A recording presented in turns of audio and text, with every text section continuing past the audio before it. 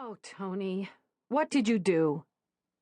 Marissa tuned out her mother and Tony and concentrated on carrying her grocery bag, which had the eggs in it, which were important because her mother was trusting her not to drop them. Marissa's other arm was wrapped protectively around Gina, the nearly life-size doll she had gotten for her birthday last week.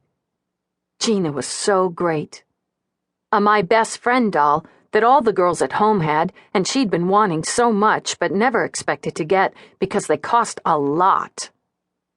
Gina even looked like her, with the same black hair and clothes and everything. And getting her would have made it the best birthday ever if they hadn't been living here. She hated this new house, hated her new school, hated the kids who called her fat even though she wasn't. She was healthy, Mommy said. Hated that Daddy was living with them all the time now instead of usually being away. But most of all, she hated the woods that rose up on either side of the house, looking like big black chicken claw hands all winter. And now that the trees had turned green, they cast a shadow over the house and yard, so that even in the middle of the day it always seemed dark and scary. There were things in the woods. Creatures with glowing eyes that she could see from her bedroom window at night, and lately there'd been people. She had never actually really seen them, not as anything more than dark shadows hiding in among the trees, but she knew they were there. She knew they were mean. She tried to tell her mother and brother before, but they wouldn't listen. Now one of the shadow people was back again. She could feel the weight of eyes on her. Feel the person's dislike even across the distance that separated them, and she scrunched up her shoulders protectively as she hurried up the back stairs in her mother's wake. As soon as the door opened, Lucy came bounding out, barking her head off and jumping on them all and then running around in circles because she was so glad to see them. Lucy was their dog. She was big and black and furry. A mutt, Tony said. And they'd had her for as long as Marissa could remember. They'd brought Lucy with them when they'd moved to Kentucky from Virginia last fall. Lucy didn't like Kentucky either, Marissa knew. They had to keep her locked up in the house all day because this new house didn't have a fence and they didn't have enough money to put one up, and Lucy liked to chase the neighbors' cows. What kind of place had cows living practically next door anyway?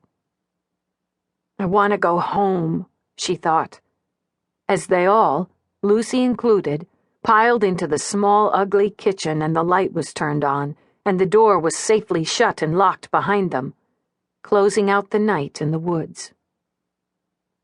Home was Virginia, a nice white house with lots of other houses around it and only one big tree in the yard. She missed it so much that whenever she thought about it she felt like crying, so she tried not to. But tonight, because it was dark outside and they were late and her dad was probably going to be mad and there was someone in the woods, she thought about home again. Her chest started to feel all tight, like it did sometimes when she remembered. Here, quick, let's get dinner going. Marissa, you can set the table. Tony, get Lucy's leash and take her out in the yard and put her on her chain. Her mother was already ripping the plastic off a package of hamburger meat and dumping it into the big silver frying pan on the stove. From that, and the box sitting on the counter beside the burner, Marissa knew what they were having. Hamburger helper. It was okay. Not her favorite. Be careful. There's somebody out there in the woods, she told Tony as she started to get some clean plates out of the dishwasher, and he took Lucy, clipped to a leash now, so she wouldn't go running off after any old cows, back out into the dark. She'd propped Gina in a corner so the doll could watch. She would have liked to have her sit at the table, but Tony would have made fun of her, and Daddy wouldn't have allowed it. Only her mother understood about Gina. There is not, turd brain, Tony said, and her mother sighed.